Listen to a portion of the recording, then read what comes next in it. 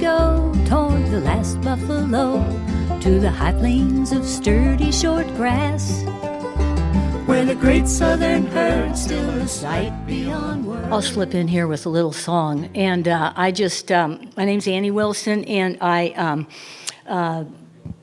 play here at Pioneer Bluffs sometimes with my band, Tallgrass Express, but I am here on my own tonight because I have a song that I wrote about Bobbie some years ago. I filled in a few details. It was kind of about a story about her that was sort of legendary in our neighborhood.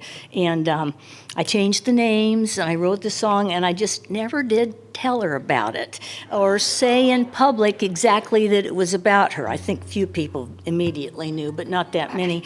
And we did record it, and it's on one of our CDs and stuff. But last night, Bobbie came to Friday night music down in Cottonwood Falls, and I thought, well, I'll just play that song for her. And she said that she thought it was pretty much true, and so I asked her if it'd be okay if I told people that it was about her, and she said yeah. And so we thought, well, maybe you'd just play it today. So this is a story about Bobbie. Gosh, a little bit later in your career, I guess you'd say, but and I wish that as I sing it, I could change the name. The name of it is Mae Fights Back, and I wish I could change it to Bobbie Joe Fights Back, but I have it so deep in my head playing it the other way. But you do that in your minds as you're listening.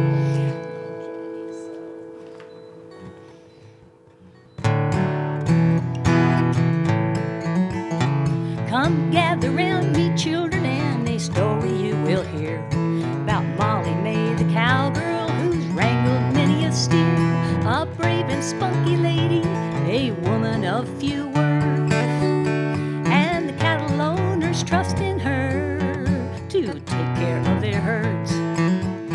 Molly lives deep in the Flint Hills where the roads are far between, out in the open rangeland where folks are seldom seen. She used to ride in rodeos with several times the queen, but now she rides for ranches. She's small and quick and lean. Mean Max was just a bully, a cruel and nasty drunk. His horses all went hungry and his yard was full of junk. His neighbors learned to doubt the boastful stories that he told. He liked to frighten strangers who happened down his road. Max had a crush on Molly, but she never liked him back. So he tried to make her life a hell with cowardly attacks. He'd sneak into her pastures and make her cattle scatter. She'd find him lame and stressed and wonder what could be the matter. Oh, Molly, Molly Mae, just fight back, then you'll have your day.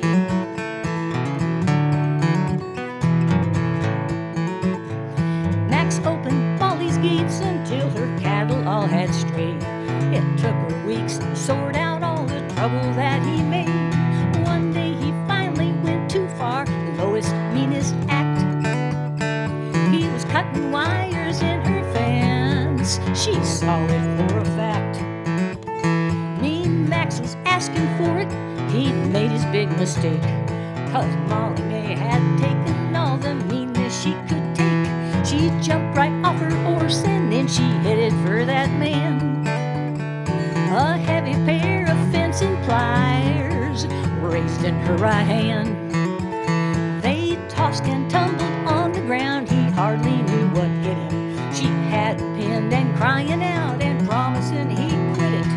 The neighbors saw the whole thing and they swear that to this day they never thought a girl her size could fight and win that way.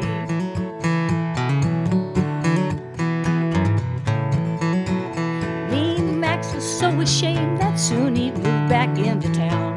The countryside is safe again for folks to gather round.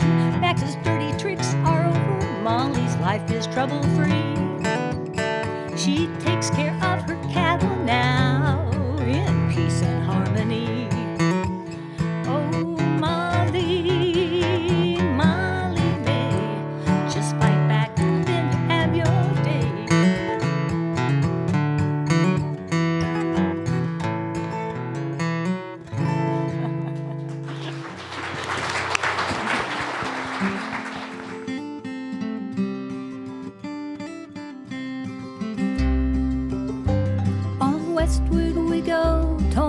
fast buffalo to the high plains of sturdy short grass.